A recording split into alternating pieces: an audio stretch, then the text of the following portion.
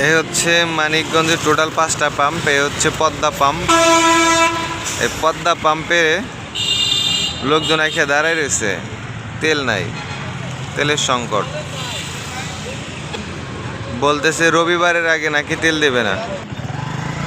এই হচ্ছে মানিকগঞ্জ ধলেশ্বরী পাম্প। পাম্পে কোথাও তেল নেই।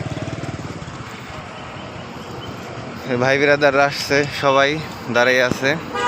এই হইতেছে মানিকগঞ্জের 3 নাম্বার পাম্পে আসলাম, কোনো তেল নাই,